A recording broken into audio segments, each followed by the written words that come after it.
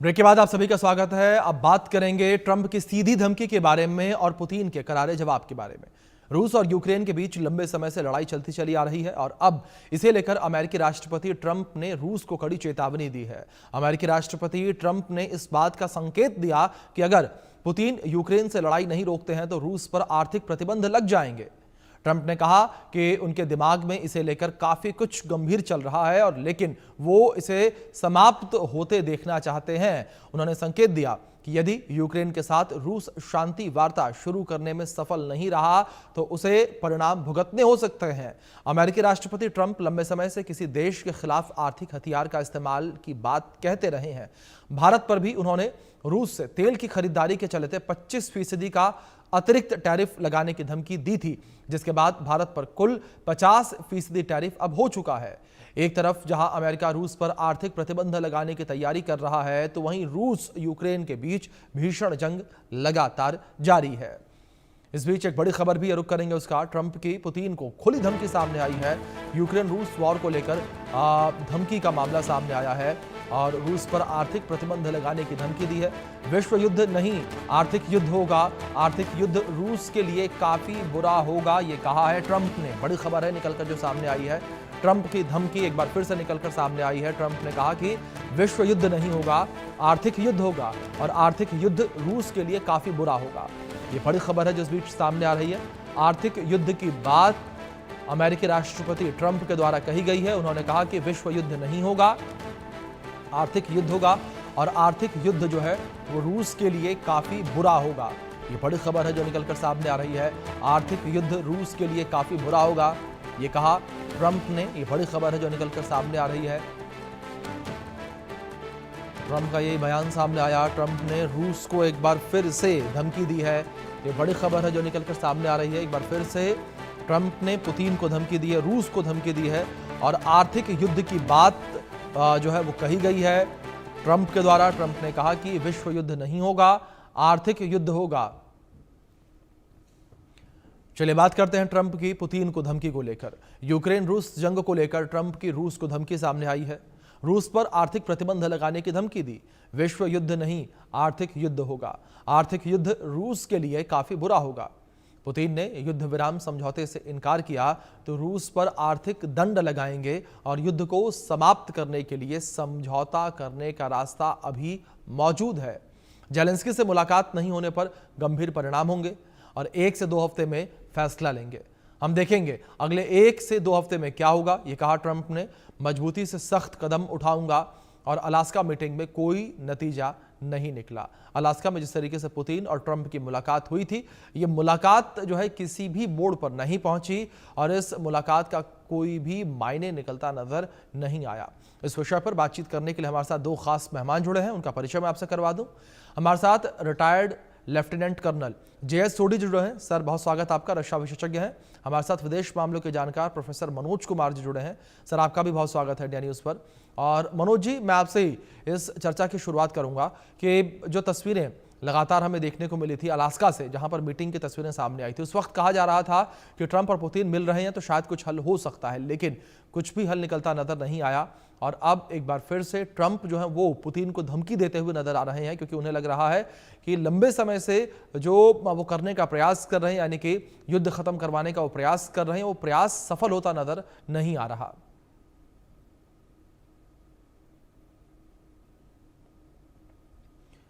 मनोज जी, आपका device mute है, please उसे अनम्यूट करें।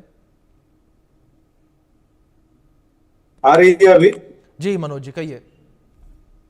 अभी आ रही है आवाज मेरी? हाँ जी मनोज जी, आपकी आवाज आ रही है हम तक। हाँ, देखिए अभिषेक जी, अलास्का मीटिंग के बाद से अगर आप देखिए तो उसके पहले जो एक अमेरिका के राष्ट्रपति ट्रंप की जो भूमिका थी, वो लग रहा था कि वो शांति वार्ता कराने के फेवर में हैं और जिस तरीके से चीजें दिख रही थी। लेकिन उस मीटिंग के बाद से यूक्रेन और खास करके रसिया का जो स्टैंड है वो सबके सामने पूरे वर्ल्ड इस चीज को देख रहा है। और अभी जिस तरीके से ट्रंप का जो स्टेटमेंट आया है आर्थिक प्रतिबंध की, तो देखिए एक चीज हमें समझना होगा कि ये वर्ल्ड जो है मल्टीपोलर वर्ल्ड हो चुका है और अमेरिका इस चीज को शायद समझने को तैयार नहीं है कि आज उसकी बात और उसकी कथनी करनी को लेकर जिस तरीके से वर्ल्ड के सारे नेशन उसको एक बिल्कुल ही संदेह की दृष्टि से देख रहे हैं। और उसमें रसिया लगभग 3.5 साल से वहां पे यूक्रेन के साथ युद्ध लड़ रहा है और ऑलरेडी उसके ऊपर पहले से सैंक्शन लगे हुए हैं। तो देखिए, रसिया का जो एग्जिस्टेंस है उसने ऑलरेडी अपने युद्धकालीन अर्थनीति बना रखी है और इसीलिए वो आज तक सस्टेन कर रहा है। अब रही बात आज के इस संदर्भ में, अगर आप देखिए जिस तरीके से वो पूरे वर्ल्ड की इकोनॉमी को डिसऑर्डर करने के लिए जिस तरीके से एक हाथ में टैरिफ और एक हाथ में शांति का वार्ता जो लेके चल रहे हैं, मुझे लगता है कि इसमें ट्रम्प बुरी तरीके से विफल हो चुके हैं। और ये उनकी एक तरीके से आप समझ सकते हैं, जो उनका एग्जीक्यूटिव है या जो भी उनके साथ जो टीम में काम करने वाले लोग हैं, जो उनकी विदेश नीति जो देख रहे हैं, मुझे लगता है कि उसमें कहीं से सफलता मिलने वाली है नहीं। क्योंकि देखिए, आज हर नेशन की अपनी एक आइडेंटिटी है, अपना उसका एक सॉवरन पावर है और वो अपने इंटरेस्ट को ध्यान में रख के काम कर सकता है। अब देखिए, और अमेरिका का इतिहास रहा है, अमेरिका ने हमेशा अपने बेनिफिट के लिए जहां चाहा है, जिस तरीके से चाहा है वैसे किया। लेकिन आज के डेट में जो वर्ल्ड है, जो न्यू वर्ल्ड ऑर्डर की जो हम लोग बात कर रहे हैं, वो बदल चुका है और अर्थव्यवस्था के आधार पर बदला है। और इसीलिए आज आप देख सकते हैं कि आज अगर वर्ल्ड की अगर हम महाशक्तियों के रूप में देखें तो एक तरफ वो चाइना को भी नाराज करके बैठा हुआ है। अब भारत जैसे जो एक स्ट्रेटेजिकल जो पार्टनर जो आर्थिक लेवल पर उसके साथ जो एंगेजमेंट था उसको भी उसने एक तरीके से ब्रेक कर दिया है। रसिया से ऑलरेडी उसका एक तरीके का कन्फ्लिक्ट चल रहा है। तो आप इसी से अंदाजा लगा सकते हैं कि आज अमेरिका बिल्कुल अलग थलग पड़ते जा रहा है। अब रही बात, इसमें ऑब्वियस है कि ट्रम्प के बारे में बहुत तरह तरह के ओपिनियंस आ रहे हैं कि शायद वो मतलब उनको साइकोलॉजिकल भी प्रॉब्लम आ गया है क्योंकि उन्हें डिमेंशिया का शिकार हो गए हैं। तो मुझे लगता है कि इससे अमेरिका की जो एक जो साख थी विश्व राजनीति में, वो इनकी इस तरीके की नीति से वो गड़बड़ होते जा रहा है। और मैं फिर से कहना चाहूंगा अभिषेक जी कि पुतिन ने जो लड़ाई लड़ी है वो अमेरिका के दम पे लड़ाई नहीं लड़ रहा है।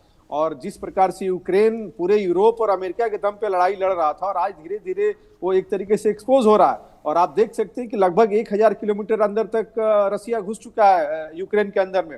उसका जो सबसे जो इम्पोर्टेंट जो एरिया था डोनबास, उसको भी कब्जा कर लिया है। और अभी यूक्रेन ने जिस तरीके से उस पर जो उसका जो तेल रिफाइनरी है उस पर अटैक किया है, जो उसका न्यूक्लियर एनर्जी है वहां पे किया, तो अभी से देखिए ये युद्ध और तेज चले और बढ़ेंगे। और इसमें नो डाउट अभी भी बढ़त रसिया की है। और उसमें पुतिन, मुझे नहीं लगता है कि इन ट्रम्प के आर्थिक प्रतिबंध से वो कुछ झुकने वाला है या डरने वाला है। जी अभिषेक जी। जी ठीक है। सोढी साहब, अगर इस युद्ध को लेकर बात की जाए, आपको क्या लगता है कि आने वाले समय में ये युद्ध क्या और भी ज्यादा आक्रामक होता नजर आएगा? क्योंकि एक बात तो हमने देखी, एक पैटर्न लगातार चलता नजर आ रहा है। जब भी पुतिन के ऊपर, रूस के ऊपर दबाव बनाने की कोशिश की गई, इस दबाव के जवाब में रूस ने अपने हमले और तेज कर दिए। यहां तक कि जब अलास्का में पुतिन और ट्रंप की मुलाकात हो रही थी, जब वो लोग बैठे हुए थे, तब भी रूस लगातार मिसाइलों से अटैक कर रहा था, ड्रोन से अटैक कर रहा था यूक्रेन के ऊपर। जय हिंद अभिषेक जी। ये मेरा सौभाग्य कि मैं आपके न्यूज चैनल पर हूं और विख्यात को पैनलिस्ट के साथ।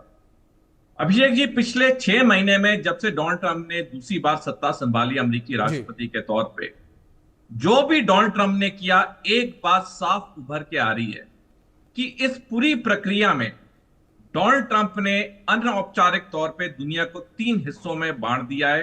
एक जो चीन नियंत्रण करेगा, एक जो रूस नियंत्रण करेगा, तीसरा जो अमेरिका नियंत्रण करेगा। तभी 6 महीने में हमने देखा है कि हालांकि डोनाल्ड ट्रंप कभी कभी चीन और रूस के ऊपर कड़े बयान देते हैं, लेकिन जब करनी का वक्त आता है वो बिल्कुल पीछे हो जाते हैं। आज सुबह 9:30 बजे भारत समय अनुसार भारत पे अमेरिका के 50% टैरिफ लागू हो गए, जबकि पिछले 1 दशक से भारत कितना नजदीक आ चुका था अमेरिका के। लेकिन चीन पे मात्र 19% टैरिफ है, वो भी अधिकतर चीजों पे नहीं है। यानी कि चीन और अमेरिका का व्यापार सामान्य तौर पे अभी भी चल रहा है, आगे भी चलेगा।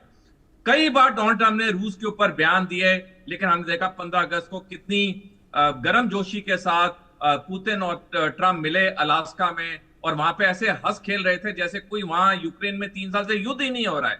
यानी कि डोनाल्ड ट्रंप ने रूस और चीन को बिल्कुल साइड कर दिया। उनके साथ कोई वो मुठभेड़ में नहीं फंसना चाहते हैं, उनके साथ कोई कन्फ्रंटेशन नहीं चाहते हैं। जैसे मैंने बताया, इन्होंने पूरी दुनिया को 3 अनौपचारिक भागों में बांट दिया है, और जो बाकी देश हैं उसके ऊपर डोनाल्ड ट्रंप या बयान दे जा रहे हैं, या टैरिफ लगाए जा रहे हैं, या कोई ऐसे कठिन कदम उठाए जा रहे हैं, लेकिन चीन और रूस को बिल्कुल छोड़ा हुआ है। देखिए, अगर तो डोनाल्ड ट्रंप अगले 3.5 साल में सफल हो गए जो उन्होंने सोचा है, तो ये अमेरिकी इतिहास में सबसे सफल राष्ट्रपति माने जाएंगे। और अगर ये 3.5 साल में सफल नहीं हुए तो अमेरिकी इतिहास में डोनाल्ड ट्रंप सबसे असफल राष्ट्रपति माने जाएंगे।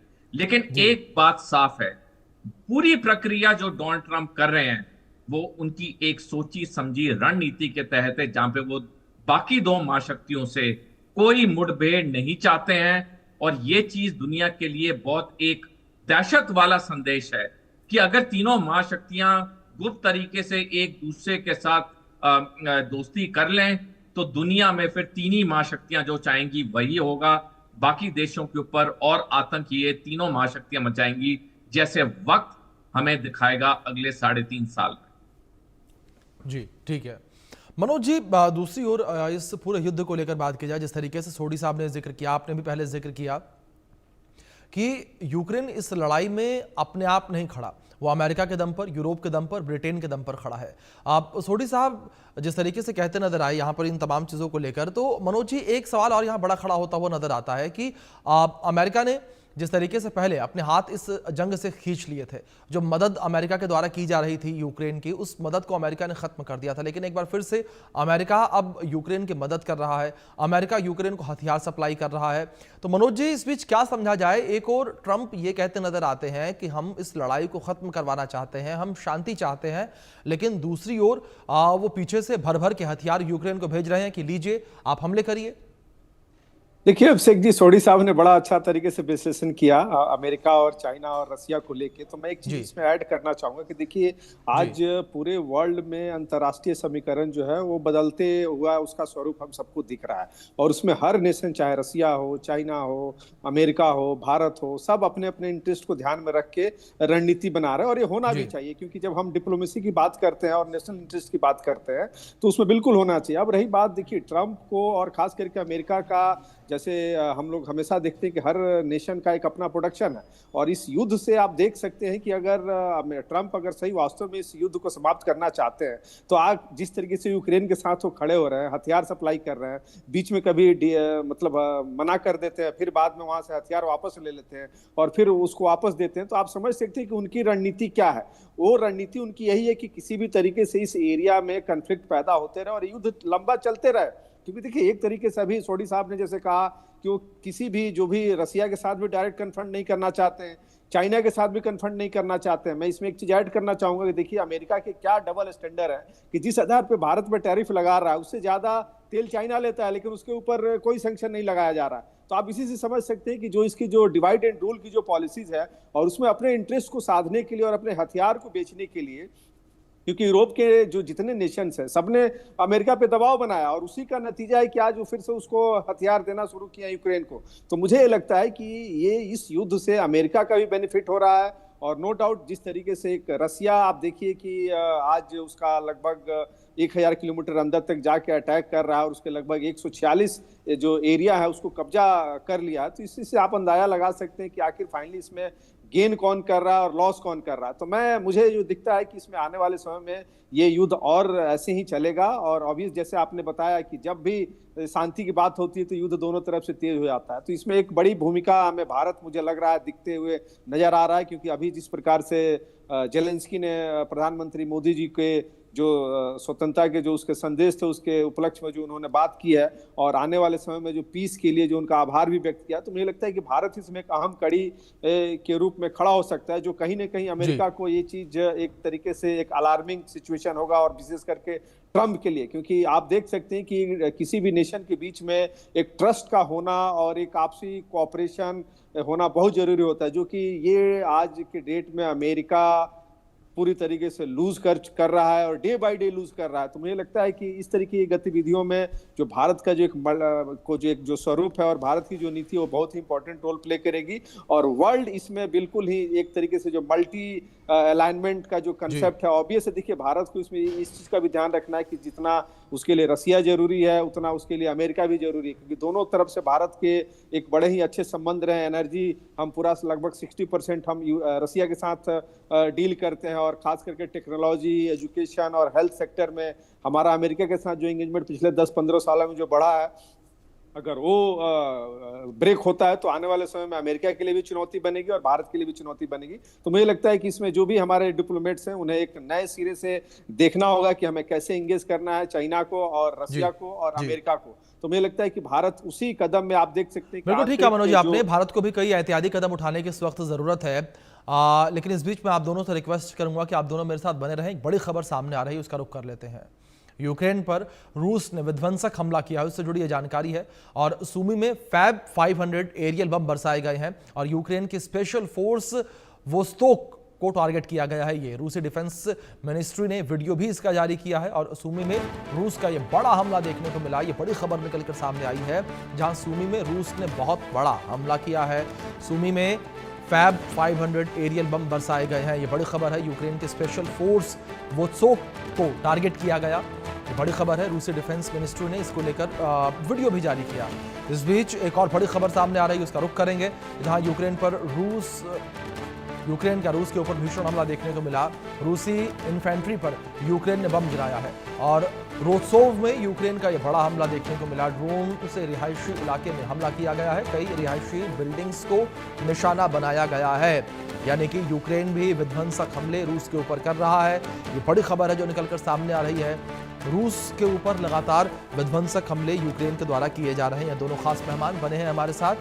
सोडी साहब, जिस तरीके से एक समय पर हम यूक्रेन को बैकफुट पर देख रहे थे, लेकिन अब जो मौजूदा हालात नजर आ रहे हैं, उन हालातों में साफ तौर पर देखा जा सकता है कि यूक्रेन कहीं से कहीं तक बैकफुट पर नजर नहीं आ रहा, बल्कि फ्रंट फुट पर आकर वो लगातार अटैक जो है वो रूस के ऊपर कर रहा है। तो ऐसे में सोडी साहब, कैसे समझा जाए कि बातचीत हो पाएगी? क्या आप इन हालातों के बीच जिस तरीके से यूक्रेन भी तगड़े हमले कर रहा है रूस के ऊपर, पुतिन बात करेंगे? अभिषेक जी, हालांकि यूक्रेन ने अपनी 20% धरती रूस को खो दी है इस 3 साल से लंबे युद्ध में, लेकिन तब भी यूक्रेन लगातार डट के खड़ा है रूस के सामने। और ये वाकई में बड़ी ये उल्लेखनीय बात है कि एक महाशक्ति के सामने, जिसके पास परमाणु हथियार हैं, जिसके पास इतनी बड़ी सेना, नौसेना, वायुसेना है, और यूक्रेन के पास तो बिल्कुल ही नौसेना नहीं है, और सेना और वायुसेना भी छोटी है, बहुत छोटी है बनस्पत रूस के, लेकिन तब भी 3 साल से ज्यादा जिस तरह से यूक्रेन खड़ा है, पहली बात तो ये दिखाता है कि उनके सैनिकों में लड़ाई की बहुत क्षमता है। दूसरा जो कारण कई बार हम आपके शो पे डिस्कस कर चुके हैं, क्योंकि अमेरिका का पूरा समर्थन है यूक्रेन को। अप्रैल के महीने में जब हफ्ते के लिए अमेरिका ने यूक्रेन की मदद करने से मना कर दिया था, तो यूक्रेन को बहुत बुरा खामियाजा भुगतना पड़ा। लेकिन उसके बाद जब अमेरिका ने दोबारा हथियार देने शुरू किए, तो यूक्रेन की सांस में सांस आई। यानी कि कहने का मतलब है कि यूक्रेन जो लड़ रहा है रूस के साथ, उसके पीछे की जो सबसे बड़ी शक्ति है वो है अमेरिका का समर्थन। और अमेरिका को भी समर्थन देने में कोई दिक्कत नहीं, क्योंकि अमेरिका में जो भी समर्थन यूक्रेन को दिया जा रहा है, जब भी युद्ध खत्म होगा, कभी ना कभी तो खत्म होगा ही, उसके बाद सारा वहां का जो रिकंस्ट्रक्शन होगा, वहां का जो उन्होंने हथियार दिए उसका पैसा पूरा वसूली किया जाएगा। ऑलरेडी हमने देखा किस तरह से अभी 2 महीने पहले ही अमेरिका ने यूक्रेन के साथ $500 बिलियन की मिनरल्स डील साइन कर ली है। तो अमेरिका को हथियार देने में दिक्कत नहीं है। हाँ, थोड़े कम ज्यादा हो सकते हैं, लेकिन देने में दिक्कत इसलिए नहीं है क्योंकि दुनिया की 10 सबसे बड़ी हथियार बनाने वाली कंपनियों में से 6 अमेरिका में स्थित है। अमेरिका की जो अर्थव्यवस्था है, जो इकोनॉमी है, वो वॉर इकोनॉमी यानी कि युद्ध से चलती है। चीन की जो अर्थव्यवस्था है वो मैन्युफैक्चरिंग इकोनॉमी, यानी कि वहां उत्पादन होता है तब उनकी इकोनॉमी चलती है। तो अमेरिका को बड़ी खुशी होती है दुनिया में कहीं भी लड़ाई झगड़ा हो, अमेरिका दौड़ के पहुंचता है और दोनों में से एक पक्ष की मदद करता है, हथियार बेचता है, क्योंकि उसे पता है कि पूरी वसूली उसने एक दिन करनी है। तो जहां तक अमेरिका की बात है वो तो ऑलरेडी मुनाफे में है। जहां तक रूस की बात है, 20% यूक्रेन की जमीन उसके हिस्से में आ गई है, तो वो तो वैसे ही जीत गया है। बात अब पूरी चीज यूक्रेन पे टिकी है। यूक्रेन के राष्ट्रपति कितने दिन और लड़ना चाहेंगे, क्योंकि हालांकि यूक्रेन की सेना डट के खड़ी है, लेकिन जो भी है 20% जमीन चली गई है, लाखों सैनिक नागरिक मारे जा चुके हैं, 80% से ज्यादा यूक्रेन बर्बाद हो चुका है। तो अब क्या ज़ेलेंस्की यूक्रेन 100% बर्बाद करके ही मानेंगे? मेरी राय में तो उन्हें युद्ध विराम कर देना चाहिए। अमेरिका के राष्ट्रपति ने, पीट हेगसेट रक्षा सचिव ने कई बार कहा है कि यूक्रेन की जो जमीन चली गई है वो तो वापस आएगी नहीं। तो यूक्रेन को भी ये चीज मान लेनी चाहिए अमेरिका के दिग्गजों की बात, और इस युद्ध विराम करना चाहिए ताकि और नुकसान ना हो यूक्रेन में। जी मनोज जी, दूसरी ओर जिस तरीके से लगातार शांति समझौते की बात कही जा रही है और ट्रंप चेतावनी देते नजर आ रहे हैं। क्या मनोज जी आपको लगता है कि ट्रंप जिस तरीके से चेतावनी दे रहे हैं उस तरीके से कोई बड़ा कदम रूस के ऊपर उठा सकते हैं? जिस तरीके से एक बयान भी उनका सामने आया कि ये दौर जो है वो लड़ाई का नहीं है, वर्ल्ड वॉर का नहीं है, बल्कि आर्थिक वॉर का है। क्या आपको लगता है कि आर्थिक मोर्चे पर अमेरिका रूस को घेर पाएगा, नुकसान पहुंचा पाएगा? देखिए अभिषेक जी, बिल्कुल आपने सही कहा कि ये वर्ल्ड वार तो ये नहीं हो सकता है। ये ऑब्वियस है कि वर्ल्ड पॉलिटिक्स में रीजनल कन्फ्लिक्ट्स होते रहते हैं और आगे भी होते रहेंगे, वो इतिहास रहा है।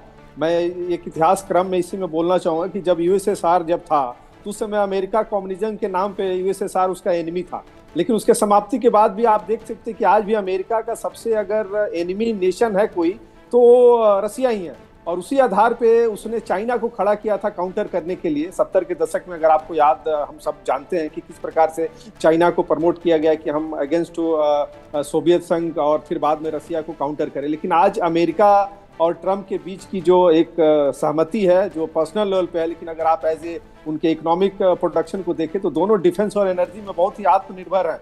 और जैसे सोडी साहब ने बताया कि चाइना प्रोडक्शन पे टिका हुआ है, और उसी तरीके से आप देख सकते हैं कि जिस प्रकार से रसिया का जो खास करके एनर्जी और डिफेंस में जिस तरीके से सेल्फ रिलायंट होकर अपनी पॉलिसीज बना के एग्जिस्ट कर रहा है, और ऑब्वियसली कि पूरे अमेरिका और पूरे यूरोप को एक तरीके से यूक्रेन के माध्यम से वो अपने आप को 3.5 साल से काउंटर कर रहा है, तो उसे अंडर एस्टिमेट करना किसी के लिए भी ठीक नहीं है। क्योंकि आज भी रसिया का जो एक खास करके सामरिक दृष्टिकोण से और आर्थिक दृष्टिकोण से उसकी जो एक धमक है उस क्षेत्र में, उसमें कहीं से कमी नहीं है। अब रही बात अर्थव्यवस्था की, देखिए अर्थव्यवस्था हर देश के लिए जरूरी है और ग्लोबलाइजेशन में हर नेशन एक दूसरे पर डिपेंडेंट है। अगर कहीं पे भी युद्ध होगा तो उसका इम्पैक्ट दूसरे पे पड़ता है। लेकिन मैं फिर से कहना चाहूंगा कि देखिए इस आइडेंटिकल क्राइसिस में हर देश अपने आप को बचाना चाहता है, कोई भी खोना नहीं चाहता है। तो अब इसमें रही बात जिस प्रकार से जेलेंस्की की जो नीति है, क्योंकि अमेरिका कभी भी डायरेक्ट फाइट नहीं करता है और हमेशा किसी दूसरे को आगे करके अपने इंटरेस्ट को साधने का प्रयास करता है, लेकिन अभी तक आप देख सकते हैं 3.5 साल होने जा रहा है, लेकिन अभी तक इसमें किसी को कोई बेनिफिट दिखते हुए ऐसा लग नहीं रहा। तो मुझे लगता है कि ये जो स्थिति है ऑब्वियसली इसमें किसी न किसी को बैक ट्रैक करना पड़ेगा। और अभी आज की जो स्थिति है, जिस तरीके से जो हम सब देख रहे हैं, चाहे वो रसिया, यूक्रेन और अमेरिका और यूरोपियन नेशन जिस तरीके से इसमें पूरी तरीके से इन्वॉल्व हो चुके हैं, तो मेरा ये मानना है कि आने वाले समय में ये चीज़ें हो सकता है कि और एस्केलेट करेंगी और बढ़ेंगी, और फिर उसके बाद हो सकता है कोई सोल्यूशन निकल के आए। क्योंकि देखिए रसिया जहां पहुंच गया है वहां से पीछे हटेगा नहीं, और यूक्रेन बिल्कुल अपने आप को खोई हुई जो उसकी जो लैंड है और जो उसके रिसोर्सेस है उसको वापस लेना चाहेगा। लेकिन अभी की जो स्थिति बनते हुए दिख रही है उसमें अमेरिका पूरी तरीके से यूक्रेन के साथ खड़ा हो रहा है, और ओरली जिस तरीके से ट्रंप रसिया को काउंटर करने का प्रयास कर रहे हैं, धमकी दे रहे हैं, तो मुझे लगता है कि ये इसको और बढ़ाएगा और उस स्थिति में रसिया हो सकता है कि और अटैक करेगा। क्योंकि देखिए अभी आपने जैसे दिखाया कि उसके लगभग 10 जो ऑयल रिफाइनरी है उस पर अटैक किया गया, उसका जो एटॉमिक जो इलेक्ट्रिक सेंटर है उस पर अटैक किया गया है, और अगर 3.5 साल का आंकड़ा देखिए तो लगभग 17% उसका जो इंपोर्ट होता था वो लगभग कम हो गया है रसिया का। तो मुझे लगता है कि आने वाले समय में अगर ये युद्ध बढ़ता है तो रसिया का भी ऑब्वियसली कि आर्थिक लेवल पे उसका एक तरीके से उसमें कमी आएगी। और लेकिन पुतिन हर वक्त इस चीज़ को बोल रहे हैं कि हम शांति के लिए तैयार हैं, हम वार्ता करना चाहते हैं, लेकिन ये द्विपक्षीय वार्ता होगी, इसमें किसी तीसरे नेशन को शायद शामिल नहीं करना चाहते, इवन यूएस को भी नहीं इन्वॉल्व करना चाहते। तो मुझे लगता है कि ये अभी डेडलॉक का पोजीशन जो बना हुआ है वो आगे इसी तरीके से जाएगा। अब देखते हैं कि आगे इसमें क्या हो सकता है। जी अभिषेक जी। बिल्कुल मनोज जी, बिल्कुल ठीक है आपने कि देखने वाली बात होगी कि इस पूरे विषय में इसमें आगे चलकर क्या कुछ हो सकता है। लेकिन सोडी साहब, एक छोटा सा रिएक्शन मैं आपसे भी चाहूंगा कि अगर अमेरिका यहाँ पर प्रतिबंध बढ़ा देता है रूस के ऊपर, क्या ऐसा लगता है कि रूस फिर ज्यादा हमले करेगा यूक्रेन के ऊपर? क्योंकि ये पूरा एक साइकिल की तरह हमने देखा कि जब भी अमेरिका ने प्रतिबंध लगाने की बात की है या कुछ इस तरीके से कहा है तो यूक्रेन के ऊपर हमले तेज देखने को मिले। अभिषेक जी, अमेरिका और पश्चिमी देशों ने तो 2014 से रूस पर प्रतिबंध लगाए हैं, जब रूस ने यूक्रेन पे हमला करके क्रीमिया को अपने कब्जे में लिया। पिछले 11 साल से तो रूस पे कोई फर्क पड़ा ही नहीं है। लोगों को लगा क्रीमिया के छोटे युद्ध के बाद रूस कुछ करेगा नहीं, उसने तो महायुद्ध कर दिया, यूक्रेन की 20% जमीन अपने कब्जे में कर ली। कुछ और प्रतिबंध भी लगाए पश्चिमी देशों ने, लेकिन क्या रूस पे फर्क पड़ा? रूस पे बिल्कुल फर्क नहीं पड़ा, क्योंकि रूस की जो अर्थव्यवस्था है वो एनर्जी बेस्ड अर्थव्यवस्था है, यानी कि तेल और गैस पे वो निर्धारित है। और रूस तो हर साल प्रति साल तो उसका तेल और गैस तो ज्यादा ही बिक रहा है, और जैसे हमारे विदेश मंत्री जी ने कहा कि सबसे बड़ा जो खरीदार है रूस का, वो तो गैस का, वो तो यूरोपियन यूनियन है। तो जब रूस का जो मेन इकोनॉमी वाली चीज है, एनर्जी है, तेल है, गैस है, जब वो आराम से बिक रहा है तो बाकी प्रतिबंध का कोई मतलब ही नहीं बनता है। बल्कि पिछले 3 साल में जब से रूस ने यूक्रेन पे हमला किया, तब से रूस और चीन का व्यापार तो साल प्रति साल पूरे रिकॉर्ड्स तोड़ रहा है। यानी कि कहने का मतलब यह है कि अमेरिका, पश्चिमी देश जितने भी और प्रतिबंध लगा लें, रूस पे कोई फर्क नहीं पड़ेगा। रूस की अर्थव्यवस्था बिल्कुल ठीक चल रही है और रूस तब तक युद्ध करता रहेगा जब तक राष्ट्रपति पुतिन को लगता है कि अब समय है युद्ध विराम का। उससे पहले कोई दबाव के नीचे ये युद्ध खत्म नहीं होगा। ठीक है, मतलब जिस तरीके से आपने जिक्र किया युद्ध को लेकर, इस बीच मनोज जी मैं आपसे छोटा सा रिएक्शन चाहूंगा। जहां युद्ध को लेकर लगातार ये बातें कही जा रही हैं कि युद्ध समाप्त होना चाहिए, लेकिन मनोज जी जो मौजूदा हालात इस वक्त नजर आ रहे हैं, इन हालातों को देखकर आपको क्या लगता है कि ये युद्ध अभी आगे और कितना लंबा चलता नजर आएगा?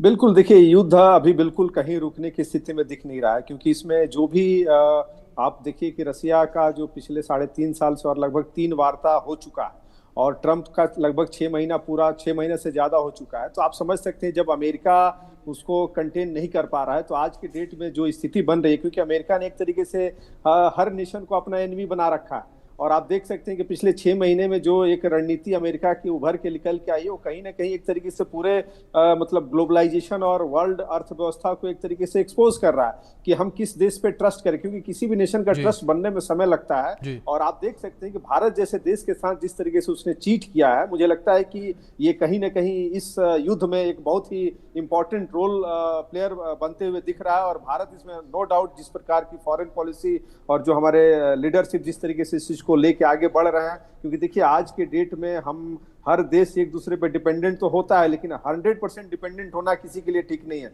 तो ये this is the alarming situation created by America, क्योंकि आज हर देश इस चीज को सोचने को तैयार हो रहा है कि क्या हमारी जो आर्थिक डेवलपमेंट के नाम पे जो हमारी डिपेंडेंसी दूसरे देशों पे बढ़ती है, और लास्ट में जब इस तरीके का यू टर्न जब होता है और जहां इंटरेस्ट क्लैश करता है तो फिर स्थिति क्या होती है। मनोज जी, लेकिन इस बातचीत के दौरान आपने एक बड़ी बात कही है कि ये युद्ध अभी इतनी जल्दी समाप्त होता हुआ नजर नहीं आएगा, लेकिन अब देखने वाली बात यहां पर यह होगी कि जब युद्ध समाप्त नहीं होगा तो अमेरिका का अगला कदम क्या होगा, ट्रंप किस तरीके से रूस के ऊपर